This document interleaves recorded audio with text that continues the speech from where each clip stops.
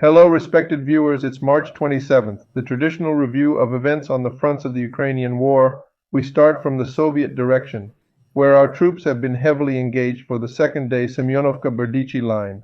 Not only our aviation and artillery are operating, but our infantry is also advancing, progressively biting through the enemy defense north of Berdichi. I also want to highlight separately that in the recent days our Air Force and artillery have been very active not only in this zone, but also further north, thus to either secure ourselves from enemy counteractions or possibly we will also expand the front of the offensive operation. Thereby, if this occurs, we can talk about far more serious offensive actions, where clearly only the first goal can be pursued, the first task, after which the state for the enemy in the Donetsk sector will become majorly complex. We won't anticipate further yet, no less.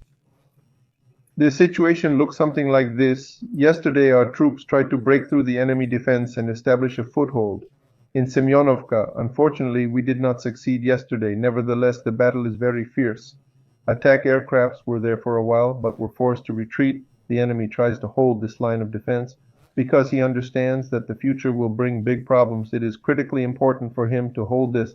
That's why I've talked about it before, because if we break through here in the clock day, we will talk a bit more about it later, but the enemy will face a catastrophic situation in the northern Donbass, where he might suffer a new major strategic defeat. So far, this is the situation here. Just a little south of Pervomaisk district, the fighting continues. There was no forward progress yesterday. Small advancements were noted in New Mikhailivka in the Vuhledar direction, but the main second events are not happening here in the ChasovYar area, where our troops continue. Trying to gnaw through the enemy's defenses on the hill between Bogdanovka and Ivanovskoye, the enemy conducted a counterattack yesterday. Remember, he tried to knock us out, at least from the western outskirts of Ivanovskoye. He failed. Our troops are gradually squeezing the enemy out of Bogdanovka itself and gnawing through the enemy's defenses on the hill. A very fierce battle. The enemy throws reserves, while he manages to hold us here. But I really hope that won't take long. This is roughly the situation. In other areas in the north, recently our Air Force has been working very intensively in the Kharkiv region. Not only Kaba and Gerani are working very seriously, but also artillery in some places. It's being carried out on the front line from Velika Pisarivka itself. This is the south of the Sumy region to Vovchansk. All enemy positions have been identified and very serious strikes are being inflicted on Kharkiv itself, on the places where the enemy forces are concentrated, and by technical means, as well as the destruction of the city's power grid, which isn't unlikely, is a bad omen for the enemy in this area. Interestingly, tonight the same thing happened.